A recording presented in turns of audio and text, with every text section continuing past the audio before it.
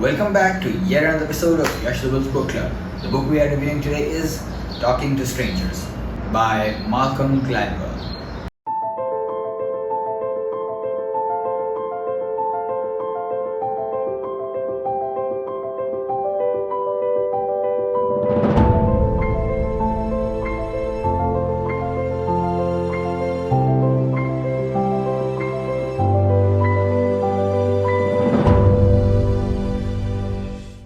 A few things which I learned from this book.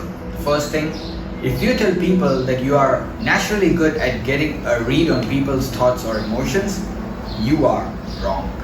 Who better to look to on the accuracy of making judgments than a bail judge? Solomon is one in New York City who makes a point to look at the people he sentences in the eye.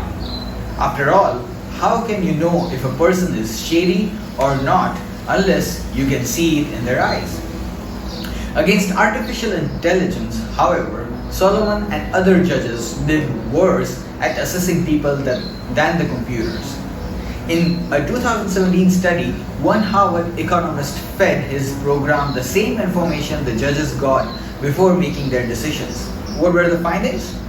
The defendants that the judges gave bail were 25% more likely to go out and commit another crime than those the computer would have chosen. We all think we can make a decision about someone just by looking at them. The truth is, we are overconfident about this ability that doesn't even exist. Still think you are an outlier? Wait until you hear about this next study. Back in 2001, a psychologist performed a study in which she had participants fill in missing letters for words like GL dash dash.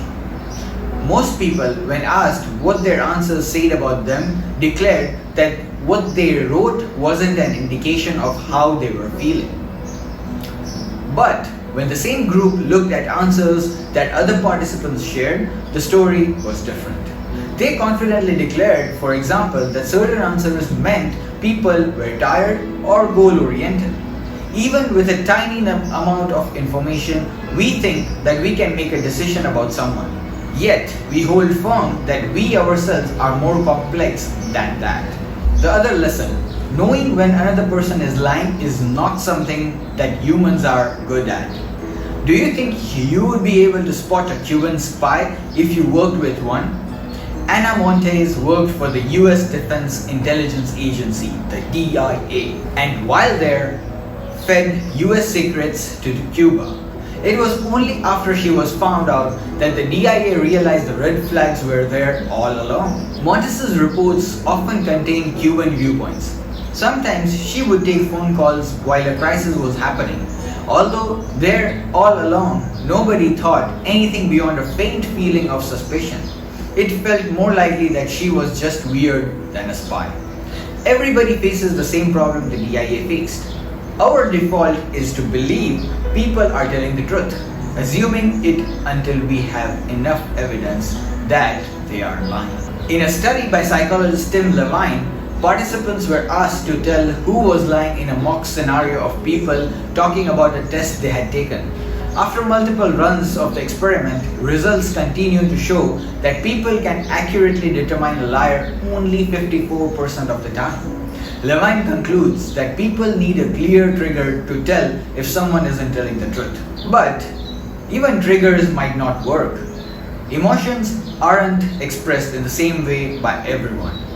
So there is more in-depth study which the author has done about the human psychology and how to deal, or either how to talk to strangers and identify them. It's actually an interesting read, but it was also a weird one.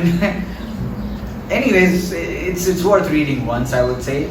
I'll see you sometime next week. Bye, take care, cheers.